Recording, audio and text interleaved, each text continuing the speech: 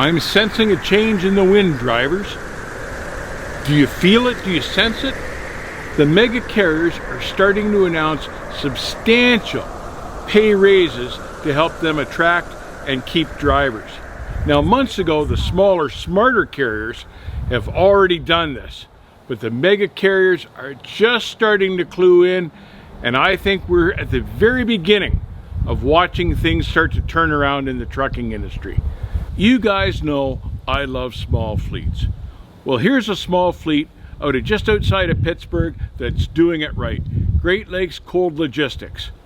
They're paying 55 cents a mile base pay, excellent benefit package, no New York City, no automatics. It's a small family-owned company with that old truckers, old school attitude that wants to keep good drivers and carry them throughout their career.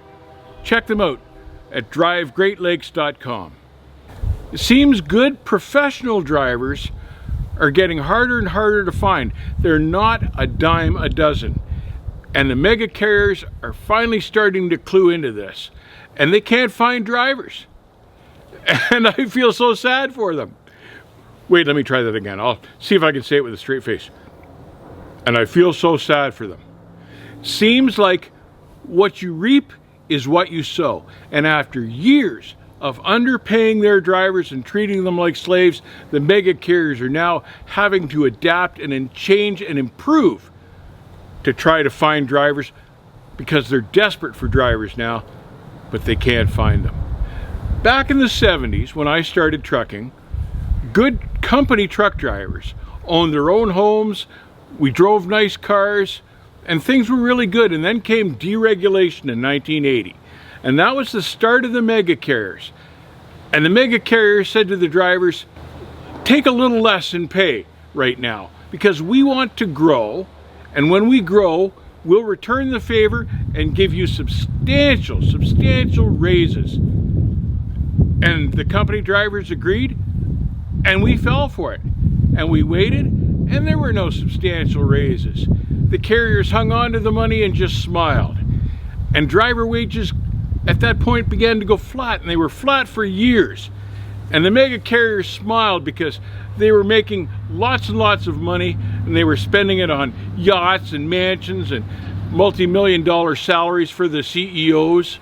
And good drivers began to leave the industry, or they would go to niche carriers that were paying better money, or they got out of trucking altogether, or some of them got their own authority and their own customers and went off on their own and made good money. And the mega carriers saw this. They saw their ranks starting to dwindle, but they didn't want to pay their drivers any more money. So they tried every cheap trick in the book they could think of to keep drivers but not pay them any better. They came up with fuel incentive bonuses, and they came up with big sign-on bonuses, and they came up with raffles and contests and gave away free motorcycles. They investigated and invested in programs to bring in foreign drivers from other countries to keep the cost of their labor low and to fill the seats. And the mega carriers fought tooth and nail to come up with every scheme they could think of to keep from having to pay drivers better money. And now this big leasing plan, this never plan that they came up with to survive, is coming back to bite them with this AB5. And you watch, they're fighting that in court right now. Those mega carriers will take the AB5 battle right to the Supreme Court and spend millions of dollars doing it, because they just don't want to lose this battle and have to pay company drivers like well-paid, proper company drivers should be. Big carriers banked on this pipe dream of autonomous trucks. And just recently now we're learning that even the makers of these autonomous trucks are saying it's going to be many years before these trucks are going to be functional and go without drivers. They can't go without drivers. And since that's been revealed, they're losing funding, they're losing investment. Some of the really big names in autonomous trucks have seen the writing on the wall, like the president of Tesla Trucks and the CEO of Nikola, and those top guys have bailed, and they're looking for greener pastures. That's not a good sign for autonomous trucks. And finally, it's dawning on these mega carriers after all these years that there's no way around it. Trucking companies need truck drivers, and they're just going to have to pony up and pay drivers what they're worth.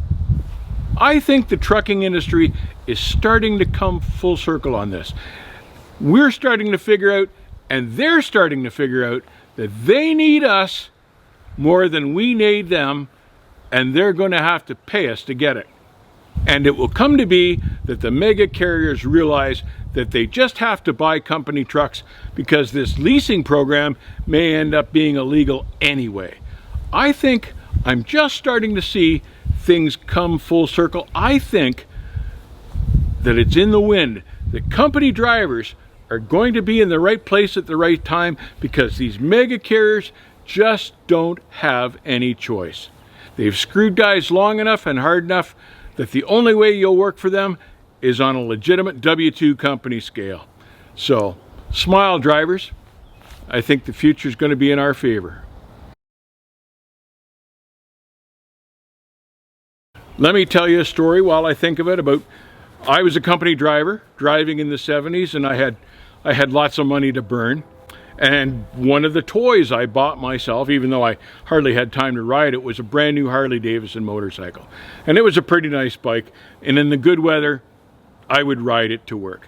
So one day after work, my friend Eddie, the dispatcher, comes out, and he was one of the old style dispatchers. He had driven, he knew what was going on, he was a good guy. And he said, "Man, that's a really cool motorcycle." He says, "Could I take it for a ride?" I said, "Do you know how to ride a motorcycle like this?" Because that bike was about 700 pounds. He says, "Oh yeah, I can ride it." And back then in the 70s, Harley Davidsons, even the new ones in the 70s, were still kickstart. So I said, "Fire it up and take it for a ride." Now on the old Harley Davidsons, to kickstart one of those things, you had to put your foot on the pedal, push it through the first compression stroke, and then give it a kick at the bottom of the second stroke and make it fire through. If you tried to kick it right from the top, it would just lean back a little and toss you right over the handlebars. Well, my friend Fast Eddie didn't know that. He tried to kick it from the top, took a big hoof on it, and the bike tossed him right over the handlebars. That was the end of that. He didn't want to try to ride it anymore. Take care, keep the rubber side down, keep the faith, brothers. The money is coming back to company truck drivers. Take care. I'll see you on the backhaul.